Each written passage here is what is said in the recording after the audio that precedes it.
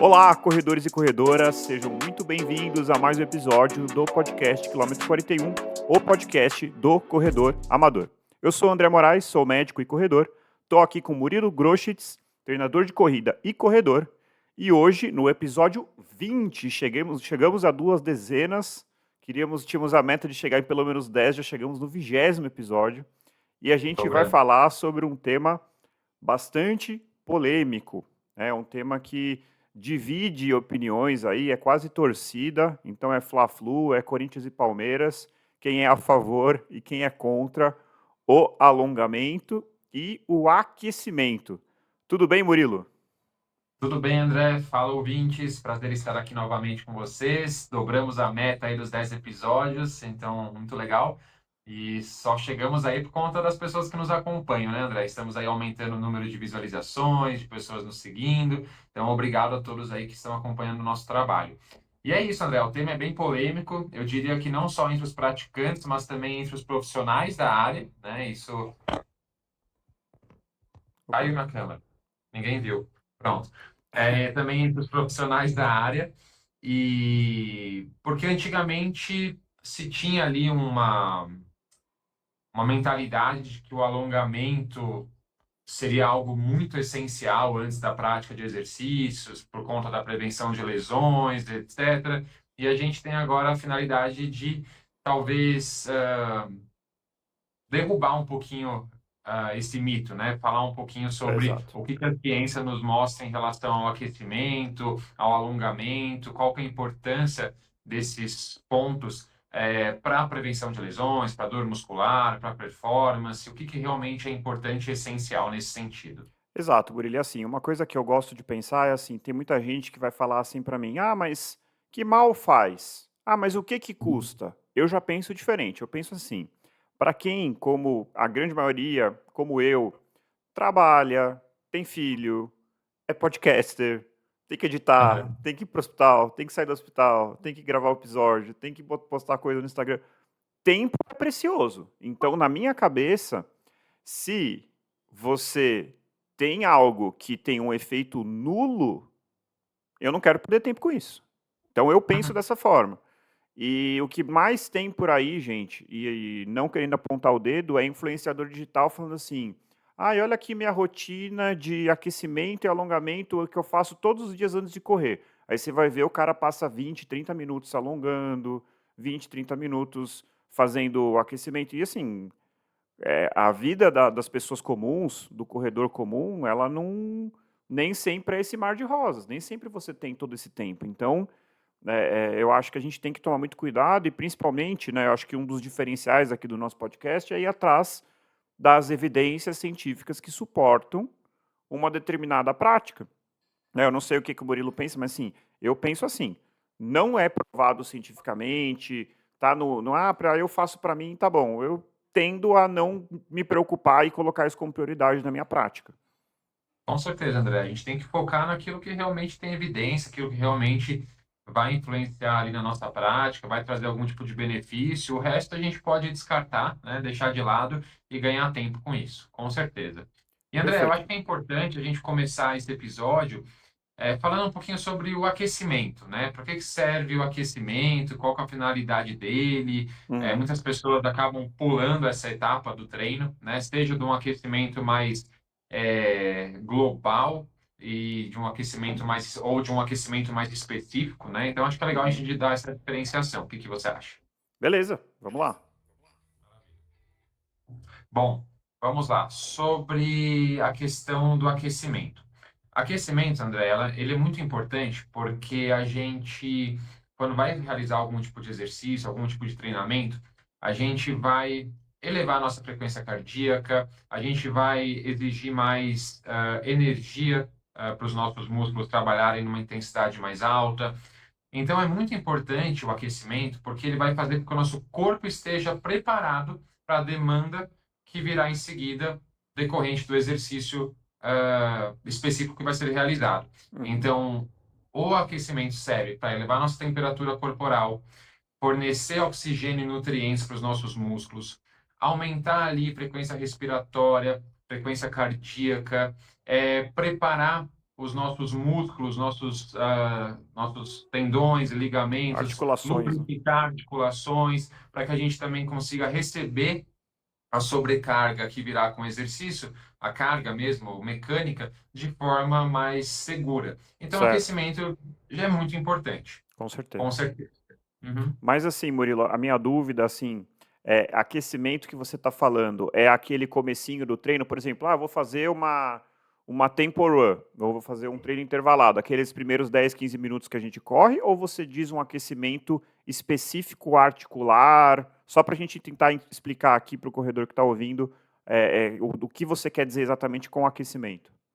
perfeito. Há os dois tipos de aquecimento, se eles forem combinados, melhor ainda. Então, se a gente puder fazer um aquecimento mais articular, movimentos articulares, né? Por exemplo, balanço da perna para frente e para trás, balanço do nosso tronco, movimentos que envolvam todas as articulações do nosso corpo ou aquelas que vão ser mais exigidas na prática esportiva que virá em seguida, né? No caso da corrida, então trabalhando mais o nosso tronco e membros inferiores, e em seguida realizar um aquecimento mais específico, que aí é sim o aquecimento de um trote leve, de uma corrida leve. Isso é bem importante. Se a gente puder combinar as duas coisas, melhor ainda.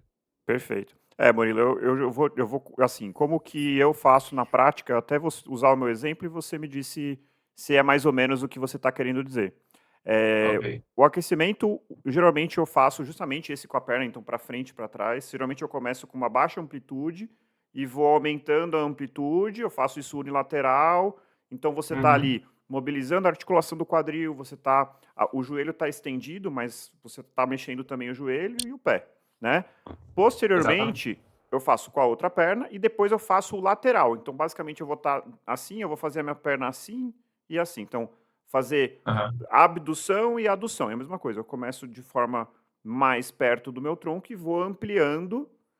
Uhum. Depois eu faço alguns aquecimentos para o tornozelo. Eu que já tive várias lesões em pé, então, da parte, imagina que isso aqui é meu pé, do calcanhar para a ponta, da ponta para a parte de Ponto. trás, do É. calcanhar para a ponta, da ponta para a parte de trás. Então, calcanhar, ponta do pé, o calcanhar. Faço isso assim, e é uma rotina que eu demoro, sei lá, 2 minutos. Isso é o meu, Uhum. o meu aquecimento articular. Dou uma girada no Sim. braço, mobilizo o meu tronco e parto. Então, esse seria o meu aquecimento articular.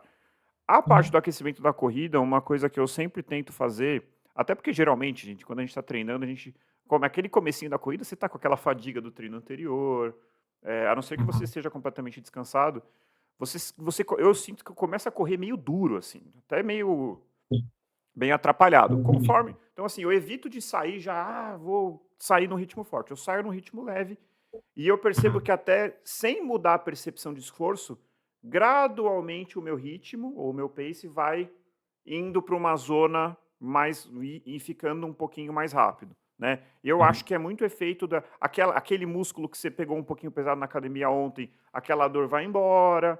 Então isso que eu Uhum. entendo como aquecimento. Não sei se é mais ou menos isso.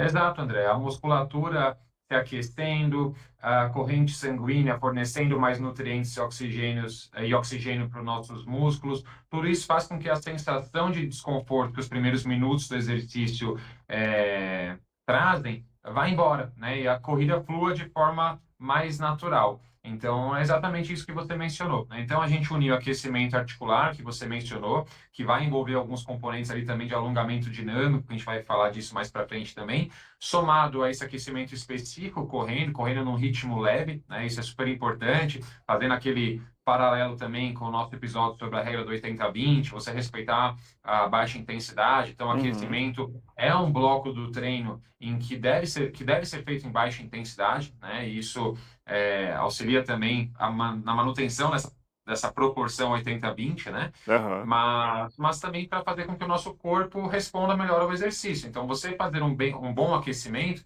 faz com que, consequentemente, na hora de fazer força, na hora de fazer um intervalado, na hora de fazer um tempo run, você esteja mais bem preparado.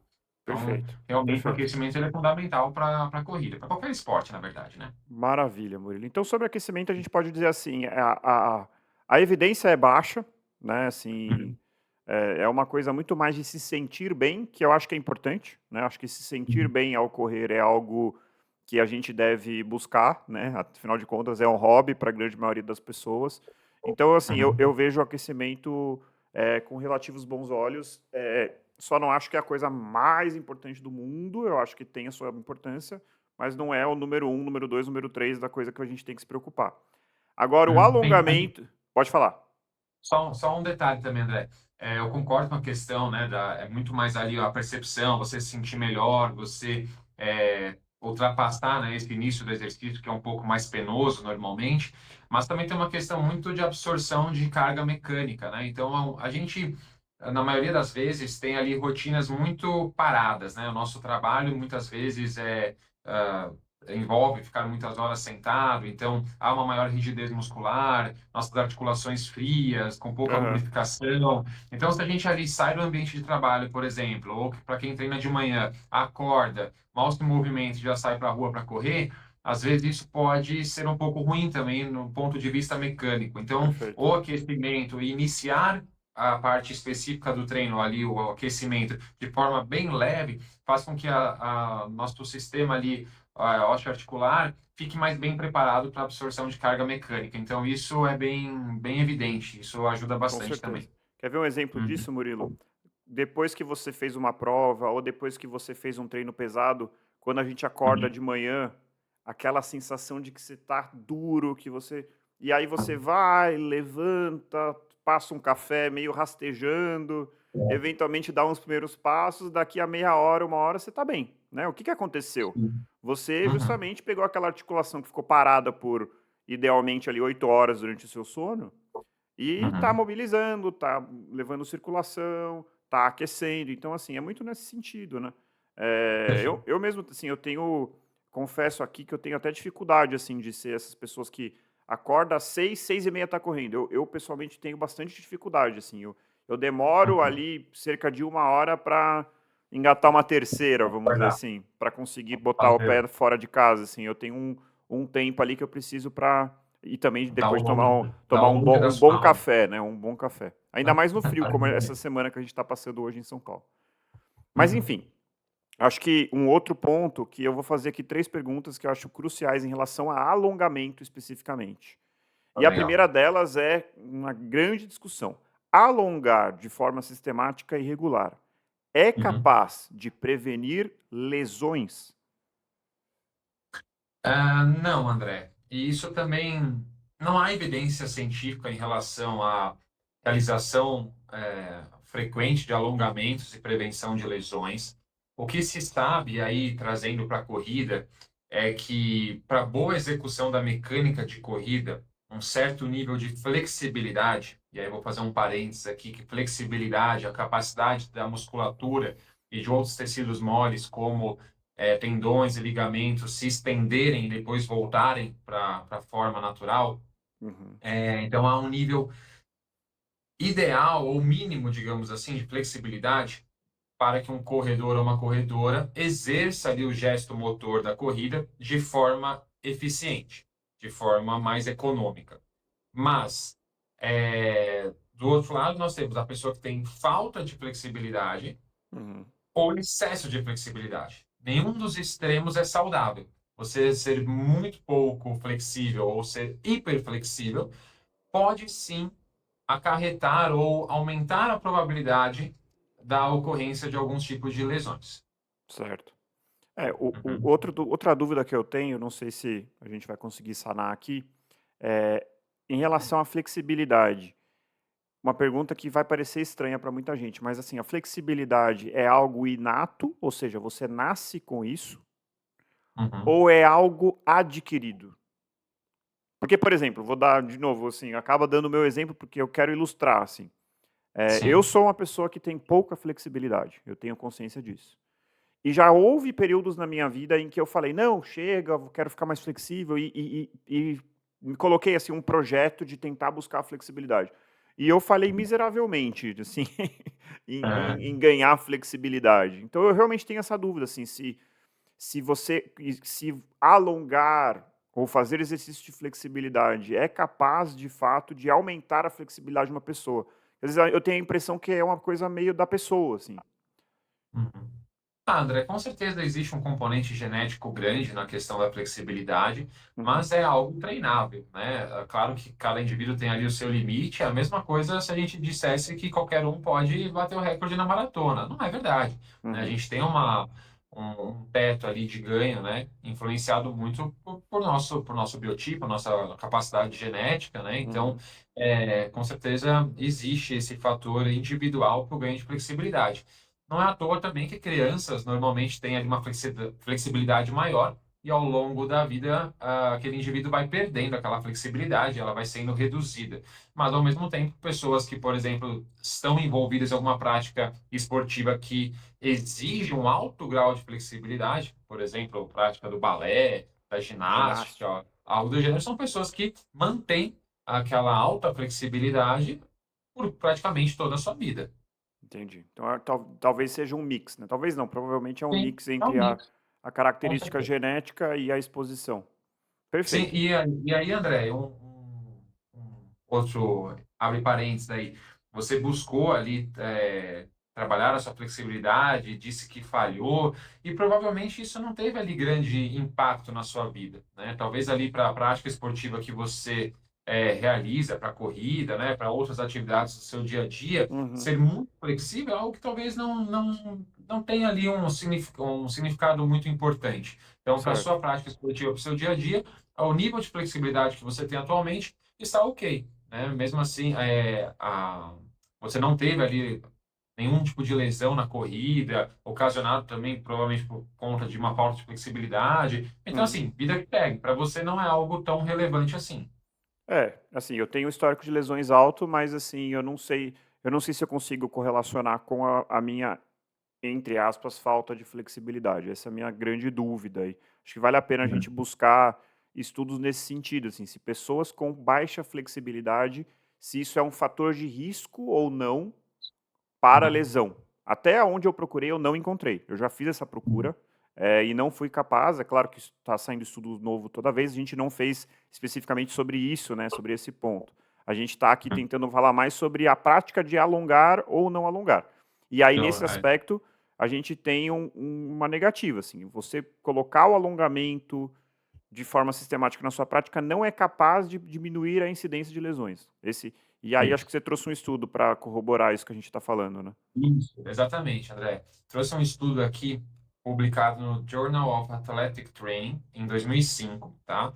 É um estudo que teve ali como principal objetivo analisar a prática do alongamento, né? A realização do alongamento logo antes ou logo depois da sessão de exercício, tá? Então, Uhum, vamos ver se alongar ajuda ou não na prevenção de lesões e uhum, na diminuição da dor muscular pós-exercício. Então, esse foi o perfeito. objetivo do estudo, tá? É um estudo que tem ali suas limitações, foi um estudo feito com indivíduos homens bem treinados, militares no caso, então não tem ali uma especificidade muito grande com a corrida, mas tem com exercício.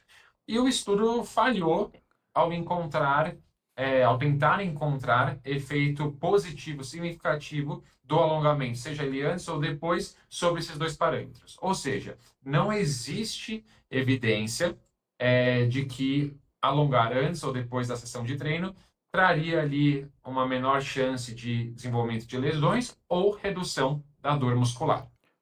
Legal, Murilo. Então não só o prevenção de lesão ele falha, como também não diminui o desconforto relacionado ao treino, né? E aí eu sei que vai Perfeito. ter um ouvinte que está ouvindo aqui e fala, nossa, mas eu me sinto tão melhor quando eu alongo, ou Uhum. nossa, alongamento para mim é fundamental. E eu vejo da seguinte forma, se você alonga e isso te faz bem, que seja se sentir bem, né? Como eu já falei, se sentir bem é importante. Então, se você Claro. ao alongar sente bem-estar, alongue, né? Não tem problema Uhum. nenhum. Agora, eu odeio alongar, é o meu caso, é uma tortura para mim, é uma dor horrorosa. Eu Uhum. prefiro fazer um treino intervalado, levantar o peso na academia do que alongar. Eu acho, de verdade, Uhum. assim, sendo transparente, eu acho um saco, um porre. Por que Uhum. que eu vou fazer algo que, além de eu achar extremamente desagradável, ainda não traz benefício, né? Ou pior, por que que, diante da minha escassez de tempo, eu vou gastar tempo com isso? É assim que eu enxergo. Eu não sei se o Murilo concorda aí, mas assim, eu penso assim. André, eu concordo. Meu único porém é no caso do atleta que ele tem muita pouca flexibilidade. Que Uhum, aquilo de alguma forma prejudica muito a mecânica de corrida dele. Por exemplo, ele tem uma dificuldade muito grande de extensão de quadril, por exemplo, durante o uhum, gesto da corrida, talvez ocasionado por uma falta de flexibilidade na musculatura extensora do quadril. Então, talvez trabalhar essa musculatura, né?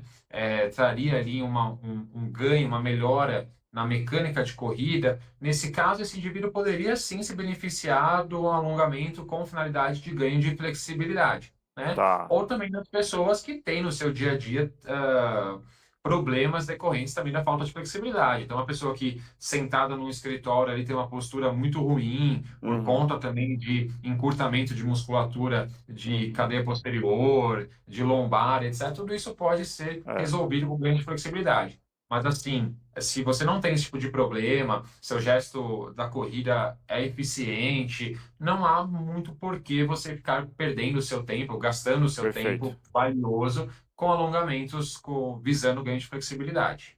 Maravilha, Murilo. E aí, então, pensando assim, tudo bem, então não previne lesão e performance, né? Assim, a pessoa, a gente vê, Uhum. toda vez que a gente se depara com um atleta profissional, a gente vê que muitos estão ali se alongando e tal, a gente tem Uhum. aquela tendência natural de copiar, né?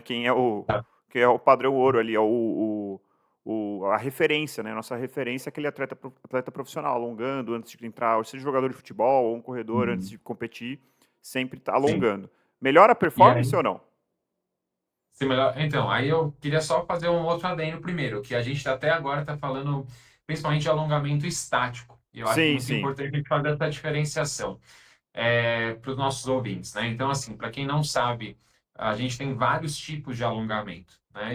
Existem várias categorias, mas eu vou dividir em duas principais, ok? Tem o Tá. alongamento estático, que envolve você, por exemplo, segurar a ponta do seu pé, puxar a sua perna para trás, realizando ali uma flexão do seu joelho, alongando, por exemplo, a parte anterior da sua coxa, o quadríceps, né? Uhum. Então, isso é um alongamento estático. Ou Você aquele clássico de alongar. tentar encostar no chão. Em pé, flexiona, Perfeito. tenta encostar no chão. Aí vê, ah, olha, eu Isso, consigo encostar o dedo, eu encosto a mão isso. inteira. Como eu fico a um palmo do chão. É aquele Perfeito. clássico, né? Esse é o estático. Então, você estende a musculatura, segura essa musculatura estendida por um tempo determinado e depois relaxa essa musculatura. Isso é alongamento estático. Alongamento dinâmico, André. A gente estende a nossa musculatura, um N número aí de vezes, mas logo em seguida relaxa ela, sem que haja ali um momento de manutenção dessa extensão. Então, a gente não, por exemplo, não seguraria a perna para trás, ou não ficaria ali com as pernas estendidas, tentando encostar as mãos no chão. A gente faria vários movimentos é, em sequência, mas de forma mais curta e rápida, sem segurar a musculatura em extensão. Esse é o alongamento dinâmico. Então há essa Perfeito. diferenciação. E até agora nós estávamos falando principalmente do alongamento estático. Certo.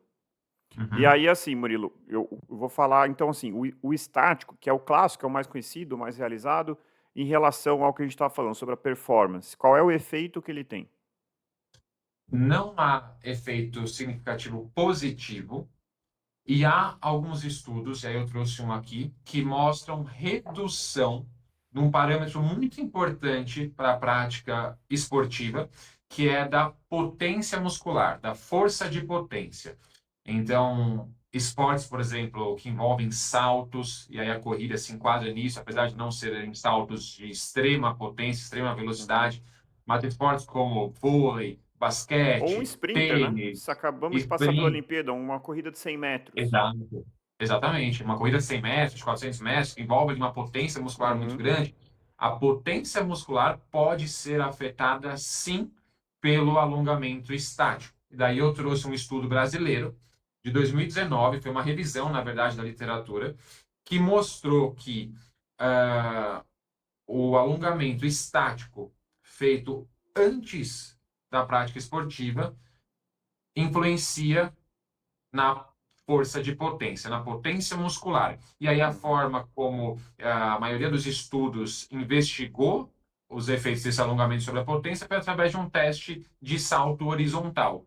Então, verificou-se que os indivíduos desses estudos tiveram ali um decréscimo da capacidade de salto horizontal depois de realizarem o alongamento estático. Ah, mas a corrida é um esporte onde não tem muita potência, etc.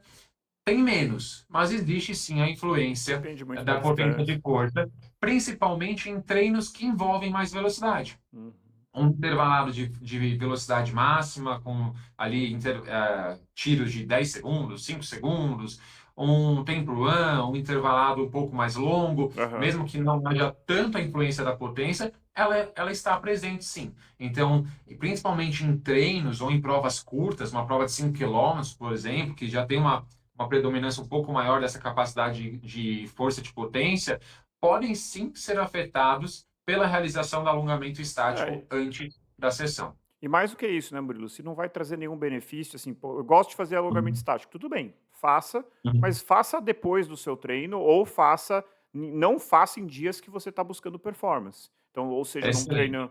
num treino intervalado ou numa competição, pô, não vai trazer benefício. Você vai fazer antes da competição, para quê? Você vai colocar uma dúvida ali. Será que eu não tive a performance que eu queria porque eu alonguei? Ou tive a performance que eu queria, será que eu não poderia ter ido melhor ainda? Então, assim, eu desaconselho o alongamento estático antes de treinos de velocidade e antes de competições. Assim, eu acho que não tem por Sim. que fazer, eu recomendo contra.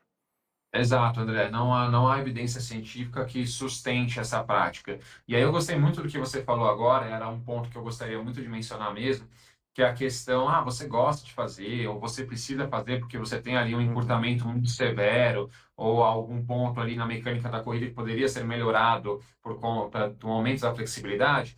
Faça a sua sessão de alongamento ou num período distinto do dia daquele que uhum, você correu, ou fez seu treino de força, por exemplo, ou de preferência num dia da semana diferente.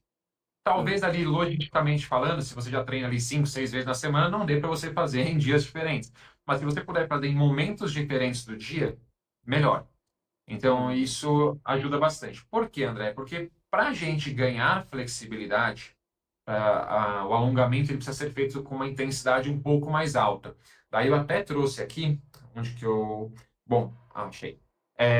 O American College of Sports Medicine, né, que é um órgão muito renomado no mundo, que traça ali diretrizes, protocolos para a prática de exercícios físicos, diz que para ganho de flexibilidade, o alongamento deve ser estático, ele deve durar ali de 10 a 30 segundos de duração. Então, cada movimento que você realiza, cada musculatura alongada deve ser mantida em extensão ali durante mais ou menos 10 a 30 segundos. E aquelas sessões de alongamento devem ser feitas de 2 a 3 vezes na semana, uhum. tá?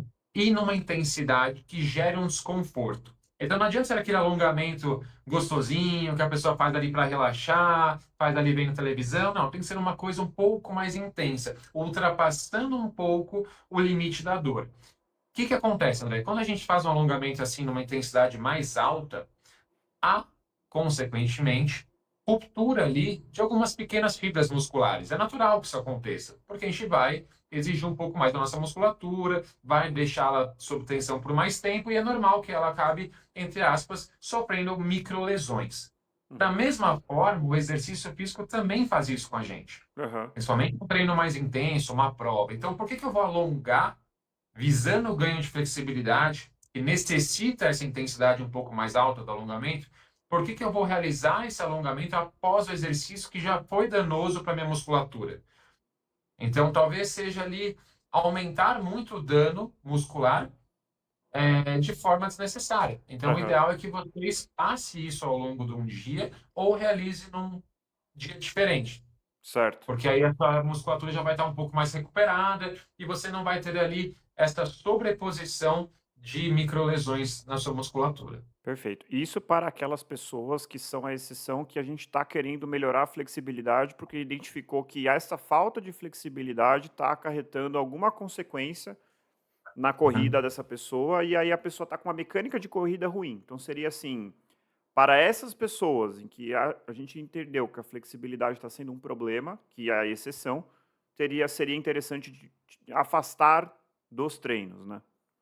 E aí, Perfeito. Murilo, eu queria fazer uma ressalva, é uma coisa até que não estava na pauta, mas acho que é muito importante de falar, eh, que é assim, o alongamento, gente, se para quem quer fazer, para quem ou para que essas pessoas que estão buscando flexibilidade, tudo bem, mas assim, não é se você, por exemplo, como eu, tá se recuperando de uma tendinite do calcâneo, né, tendinite do Aquiles, o alongamento Uhum. é deletério, tá, ele é ruim. Isso aí eu falo com propriedade e com tranquilidade que, assim, se você ao fazer um alongamento sente um desconforto, principalmente tendíneo ou articular anormal, de Uhum. duas uma, ou você está agravando a sua lesão, ou você está fazendo algo que não vai melhorar a sua lesão, tá. Então assim, Uhum. e um tendão inflamado, irritado, com tendinite, com tendinopatia, ele não vai melhorar por ser alongado. Isso é muito importante de falar,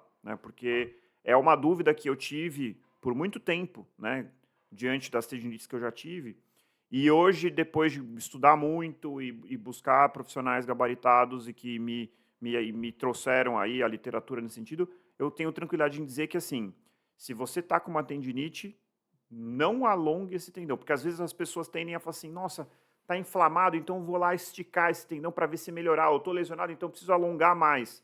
Não precisa, não deve alongar mais em cima de uma lesão, em hipótese alguma. Uhum. Perfeito, André. Isso é um ponto muito importante.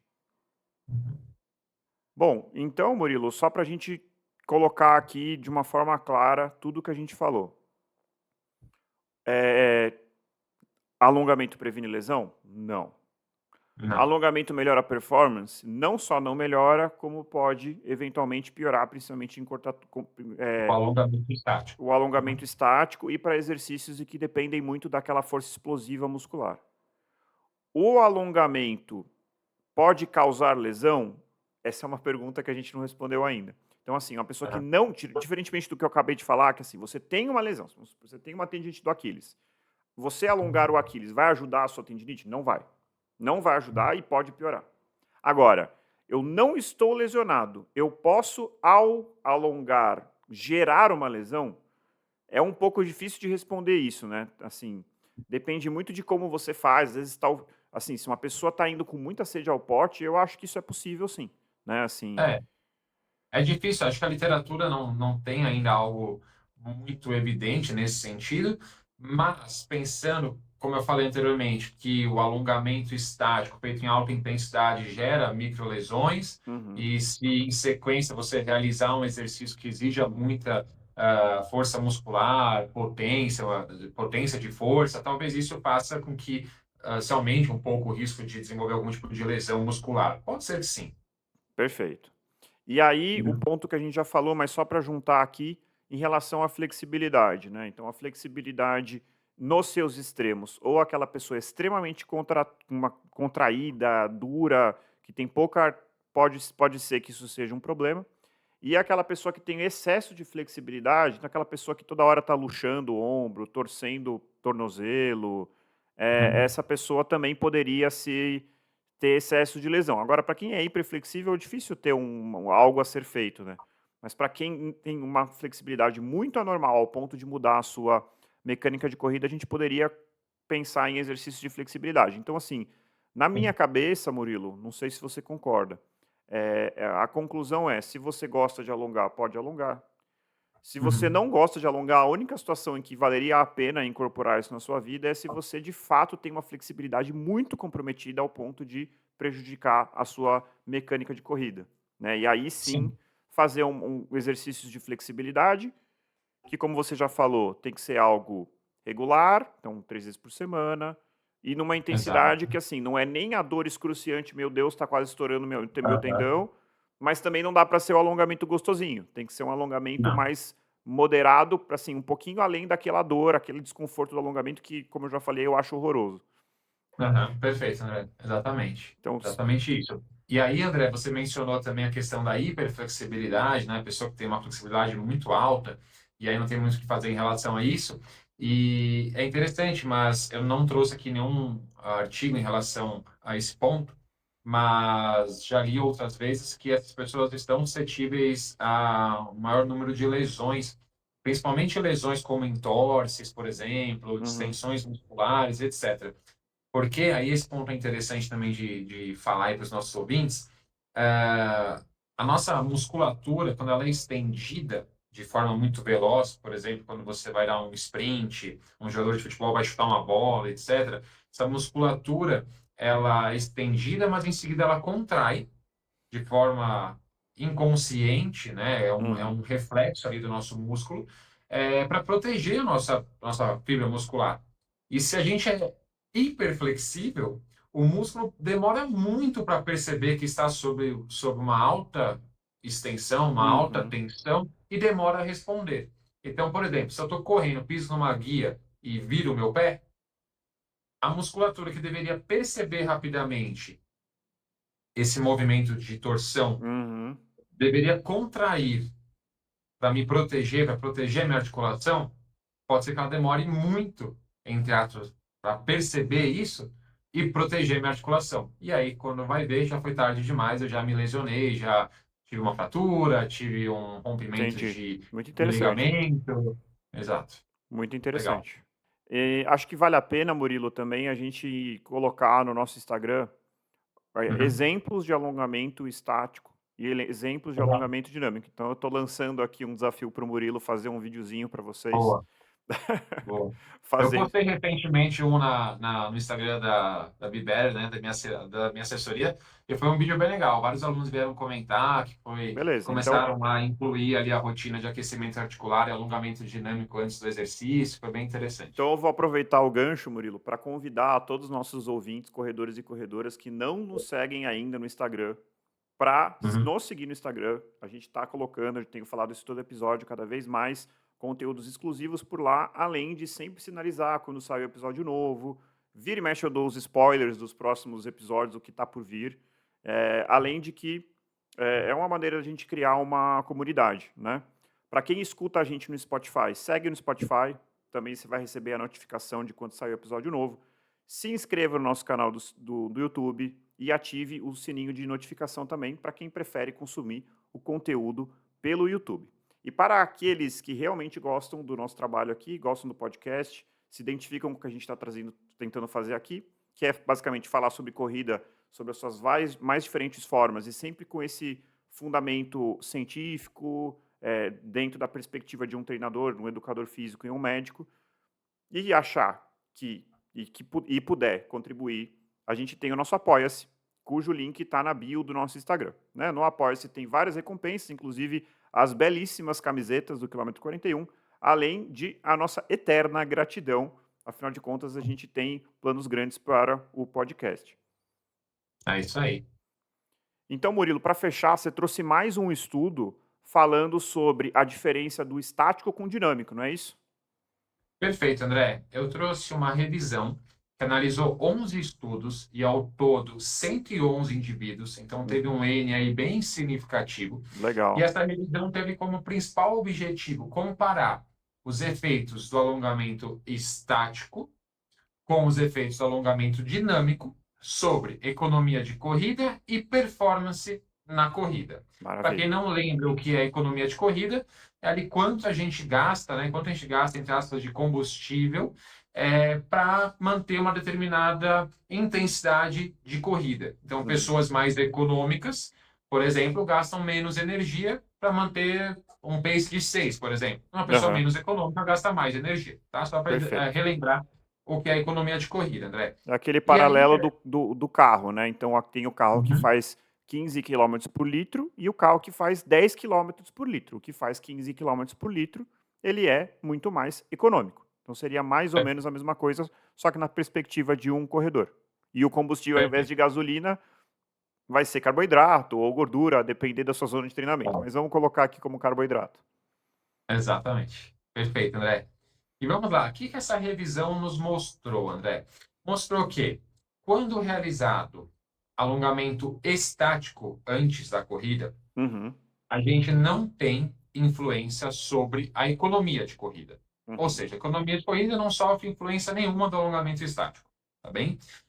E a gente acaba tendo um efeito negativo, mesmo que pequeno, mas ele existe, sobre a performance da corrida. Ou seja, a performance da corrida diminui com o alongamento estático.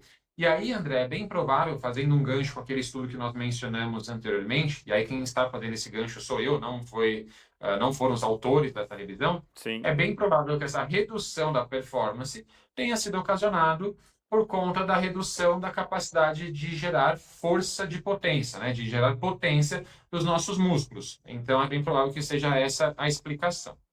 Aí, André, quando a gente analisa a influência do alongamento dinâmico antes das sessões de corrida, aham, mais uma vez, não houve ali efeitos significativos sobre a economia de corrida. Então, mais uma vez, certo, ou seja, a economia de corrida não sofre influência nem do alongamento estático, nem do dinâmico.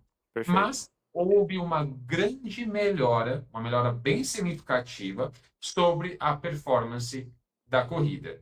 E aí, entendi. André, é bem provável que isso tenha acontecido, porque o alongamento dinâmico acaba também, pelo fato dele envolver ali movimento, acaba também trazendo uma característica de aquecimento para o nosso corpo. Perfeito. Então, a gente aumenta o nosso fluxo sanguíneo, aumenta a frequência respiratória, a frequência cardíaca, aumenta o aporte de nutrientes e oxigênio para os nossos músculos. Então, esses fatores em conjunto podem explicar o porquê do alongamento dinâmico trazer ali benefícios bem significativos sobre a performance da corrida. Muito bom, Murilo. Então, assim, para mim, eu que não quero alongar de jeito nenhum, fico feliz de saber que, que o alongamento estático ele é nulo ou deletério, e o que eu já faço, que é o dinâmico, ele é nulo ou potencialmente benéfico, né?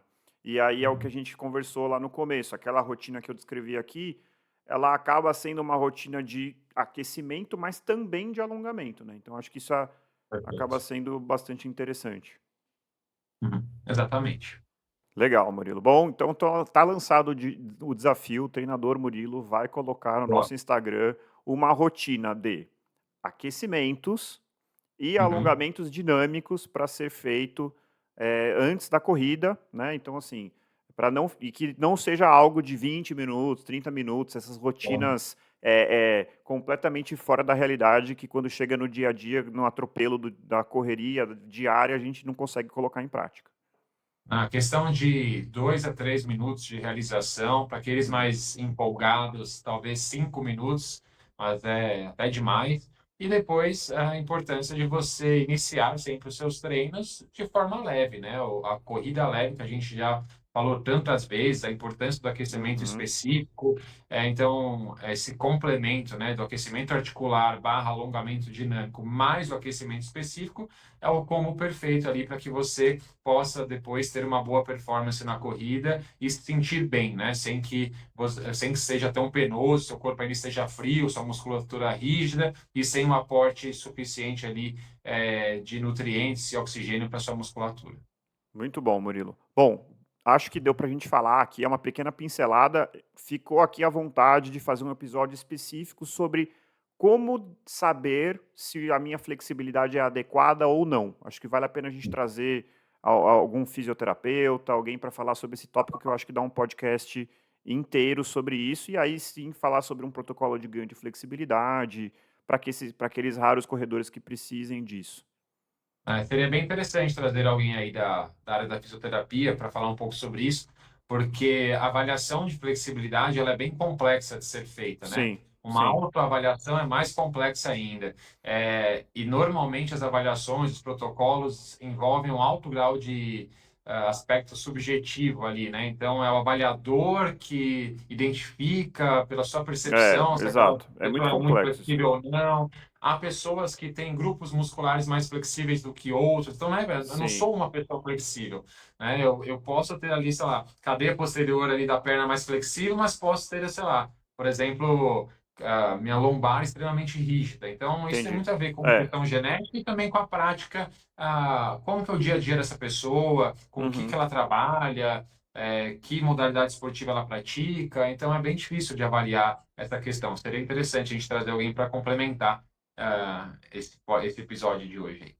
Maravilha, Murilo. Muito obrigado mais uma vez. Não sei Obrigado a se tem você, alguma André. consideração final.